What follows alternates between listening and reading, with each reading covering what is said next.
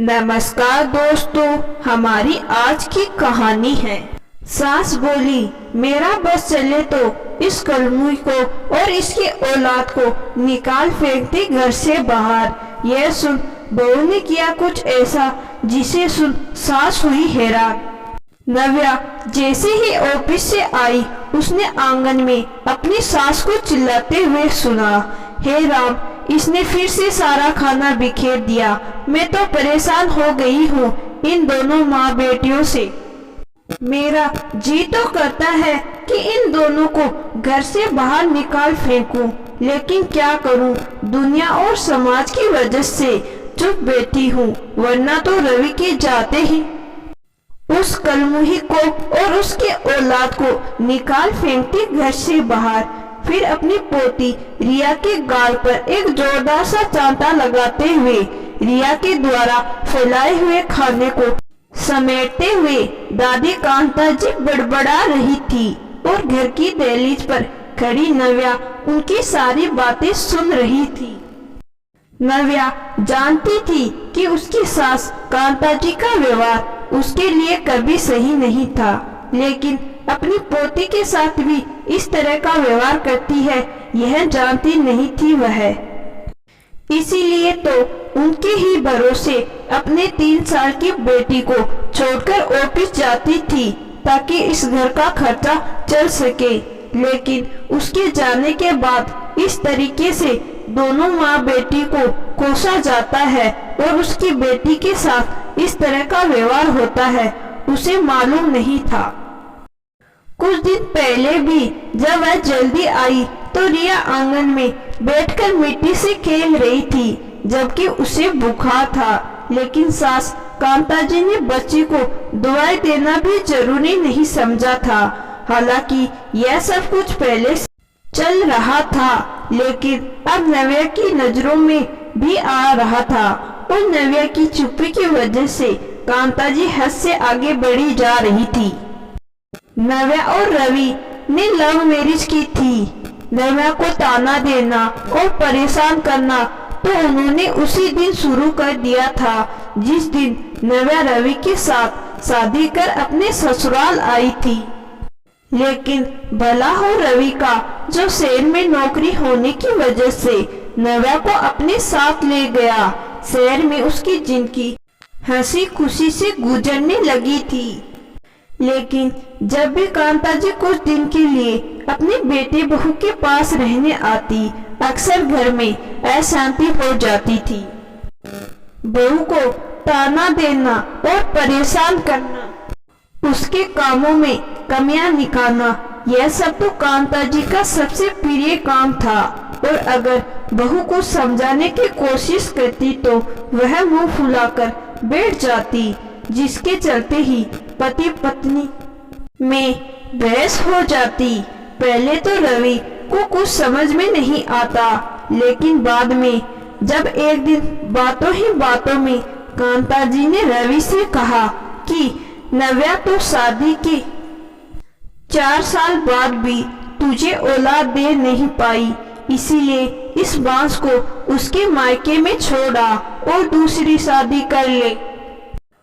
तब जाकर रवि की आंखें खुली और उसने सब कुछ समझ में आने लगा।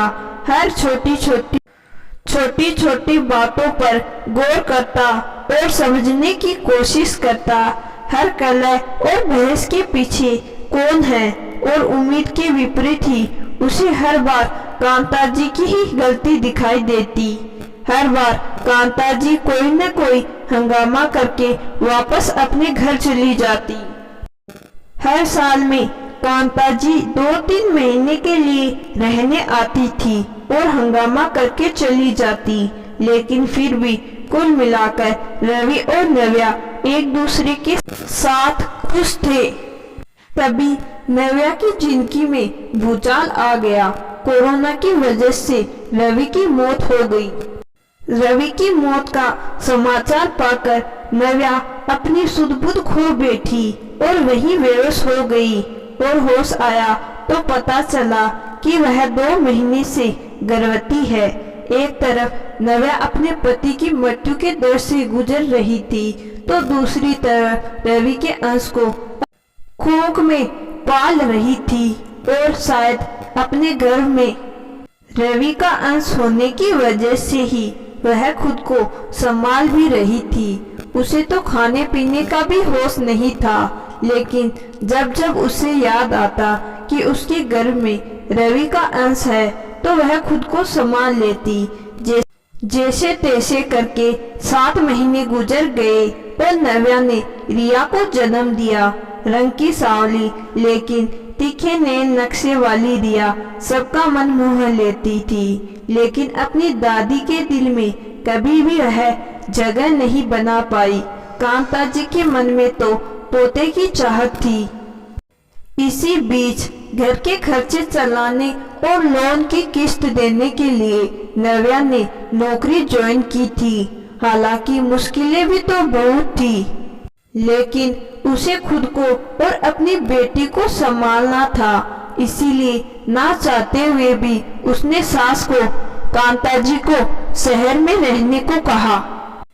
काफी कहने के बाद कांता जी मान गई, लेकिन दिल में अब भी नव्या और उसकी बेटी के लिए नफरत ही थी।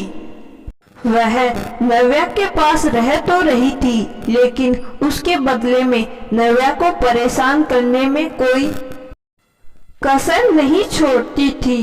फिर भी नव्या को संतुष्टि थी कि बच्ची अपनी दादी के पास है और सुरक्षित है, इसीलिए सब कुछ सह रही थी। लेकिन पिछले कुछ दिनों से उसने जो देखा और सुना और समझा, उसे वह पूरी तरीके से समझ गई थी कि रिया अपनी दादी के पास होते हुए भी सही हाथों में नहीं है। इसीलिए आज उसने कांता जी से बात करने का निर्णय ले लिया।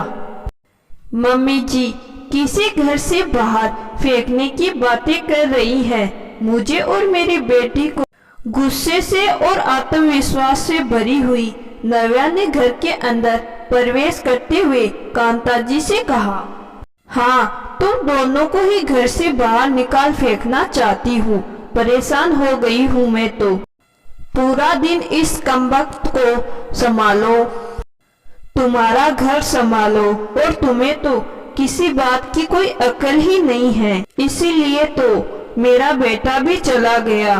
दिन रात तूने उसे परेशान कर दिया था। खा गई तुम मेरे बेटे को। मम्मी जी अपनी जबान और हाथ को लगाम दीजिए। आपका बेटा मेरा पति भी था। और रही बात हम दोनों के बीच के झगड़ों की, तो कौन से पति पत्नी के बीच में झगड़ा नहीं होता है, और हमारे झगड़ों की वजह तो हमेशा ही आप ही होती थी। और दूसरी बात, रवि की मौत की वजह इस घर की कलह नहीं थी। उसकी मौत तो कोरोना से हुई थी, जो किसी की भी हो सकती है। इसीलिए आइंदा कुछ भी बोलने से पहले 2 बार सोच लीजिएगा।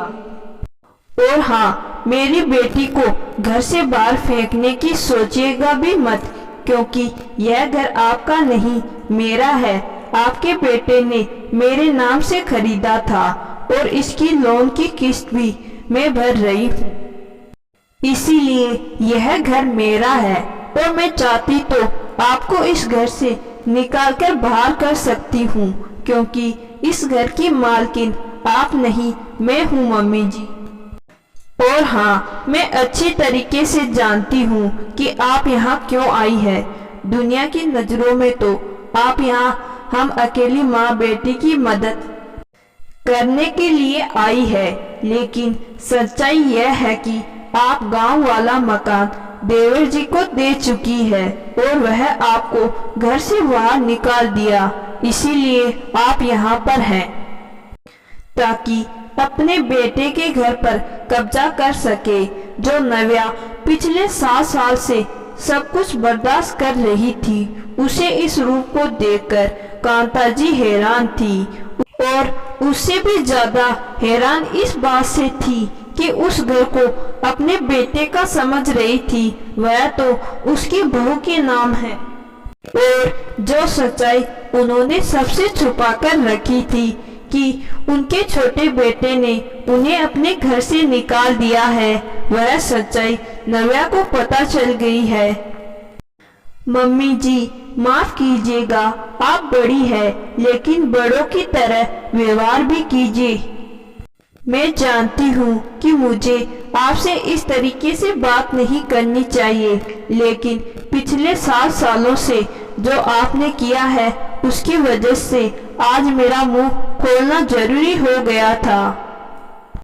आपने हम पति पत्नियों के बीच में न जाने कितनी गलत फहमियां पैदा की, हर संभव प्रयास किया मुझे इस घर से निकालने का, लेकिन अब बात मेरी बेटी पर आई है और उसके साथ कुछ भी गलत होने नहीं दूंगी, फिर चाहे मेरे सामने कोई भी आ जाए। बहुत प्रेम से समझा रही हूँ, आप घर की बड़ी है। देवर जी ने आपको गांव वाले मकान से बाहर कर दिया है।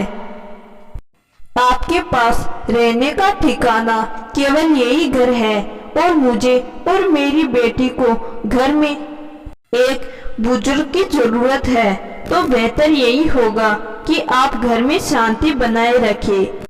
आप मेरे साथ दीजिए, सम्मान दीजिए और प्यार दीजिए और मैं भी आपको बदले में आपको उचित सम्मान दूंगी, या फिर इस अवस्था में बेघर होना चाहती है, बाकी मर्जी आपकी है। दरवाजा खुला हुआ है, आप जो चाहे वह कीजिए। इतना कहकर नव्या अपने कमरे में चली गई। बाहर आई तो सास कांता जी, जिनकी मैं पहली बार नव्या से माफी मांग रही थी, यह सुन नव्या ने कहा, मम्मी जी आप मुझसे बड़ी हो, आपको अपनी गलती का एहसास हो गया, मेरे लिए तो बस इतना ही काफी है।